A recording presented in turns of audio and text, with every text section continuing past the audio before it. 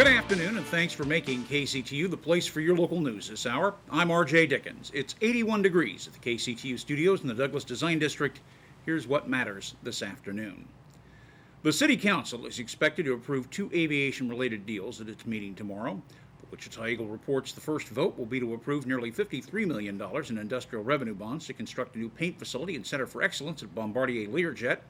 The other would create a memorandum of understanding between officials in Wichita and Shenyang, which many refer to as the Wichita of China.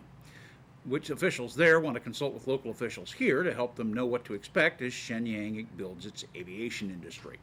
A delegation from Shenyang will come to Wichita in the next few weeks to sign the agreement.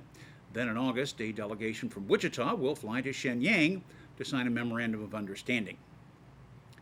A 23-year-old man is in serious condition at a Wichita hospital after an early morning accident. KFDI radio reports the accident occurred around 6 this morning near Kellogg and 143rd Street East. Sedgwick County Sheriff's deputies say a pickup driven by the man was traveling west on Kellogg when it left the roadway and flipped. The man was pulled from the vehicle and transported to the hospital. Deputies say speed does not appear to be a factor, but they are checking to see if a medical condition may have been a possible cause. There was damage to a sign and a number of vehicles at a nearby automobile dealership. In light of the state's permitting of a coal-fired electric plant in southwest Kansas, state officials are reviewing new federal guidelines on greenhouse gas emissions. The Associated Press reports the guidelines call for the state of Kansas to cut emissions by 23% by 2030. Kansas does not currently regulate emissions, but a bill that becomes law on July 1st gives KDHA Secretary Robert Mosier the right to set such rules. Spokesperson Sarah Belfry says agency officials are studying the new rules. The new Inspector General of the state's $3 billion Medicaid program is a former Wichita State representative critics say has no experience in insurance, legal, health, care accounting, or law enforcement, and has a background they say includes a business bankruptcy, personal and campaign finance issues, as well as a DUI plea. Phil Hermanson resigned his South Wichita House seat last year after getting married and moving from the district. He was appointed as KDHE Inspector General in April at an annual salary reported by the Topeka Capital Journal at $77,000 a year. Hermanson was later placed in charge of monitoring the three private health insurance companies that operate KanCare, the state's privatized Medicaid program.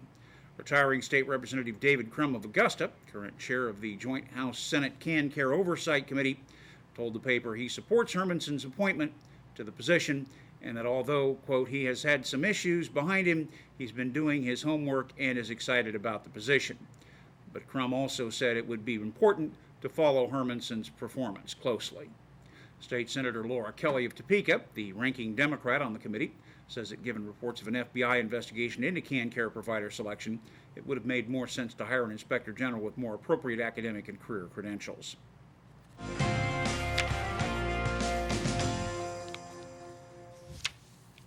At this moment, it's 80 degrees at Wichita's Mid-Continent Airport. Winds are from the south at 7 miles per hour. Relative humidity is 70%, and the barometric pressure is 30 inches. This afternoon, partly sunny, a 30% chance of thunderstorms. Highs in the mid-80s, south winds 5 to 10 miles per hour. This evening, mostly cloudy with a 30% chance of thunderstorms, then partly cloudy after midnight. Lows near 70, southeast winds 5 to 10 miles per hour. And your 43-hour forecast, clearing and much warmer tomorrow and on into Wednesday. Gardening is on the minds of many right now, and even if you don't have a yard or even a balcony, money expert Stacy Johnson shows us how you can save money by growing your own food. We have a sunroom and we grow our own lettuces almost year round. And the seed packets cost us maybe $3, and you're looking at probably more than $3 daily of food that we're getting out of that. Fresh produce is certainly healthy, it's delicious, but sometimes it's expensive. Mother Earth Living magazine editor-in-chief Jessica Kellner says that when the going gets tough, get gardening. It has seen an extreme boom since about 2008 when the economy went downhill. And people are also really learning about the flavor and nutritional benefits of growing our own food and eating really close to home. And not only does homegrown food taste better, it also saves a lot of money. So here you are growing food that's better quality and growing your savings at the same time. Never tried it? Here's some tips to get started. Step 1, know what you like so you'll eat what you grow. Step 2, know your environment. Learn a little about your soil and climate so you can pick the right plants. Now, maybe you don't even have the room to grow a potted plant, and that can be a tough row to hoe. But There are community gardens just like this one all over the country. Step 3, research preservation methods like freezing or canning to help enjoy your bounty all year round. And step 4, share.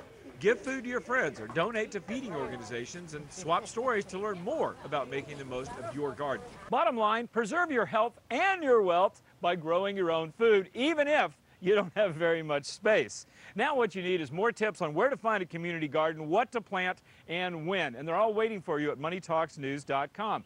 Just do a search for gardening. For Money Talks News, I'm Stacy Johnson. Want to save more and spend less? Get the free Money Talks newsletter. It only takes 7 seconds to sign up, and it's full of deals and news you'll really use. Do it now at moneytalksnews.com. On Wall Street, gold fell for a fifth session today, its longest losing streak in 7 months, as rising stock markets diverted interest from bullion ahead of the latest European Central Bank policy meeting and key USA data this week. Prices have fallen sharply since breaking through $12.85 an ounce on Tuesday, the lower limit of a range they had kept much for the previous month. They'd hit a low of $1,240.69 an ounce on Monday, the weakest since late January. Here's a look at local stocks at this hour.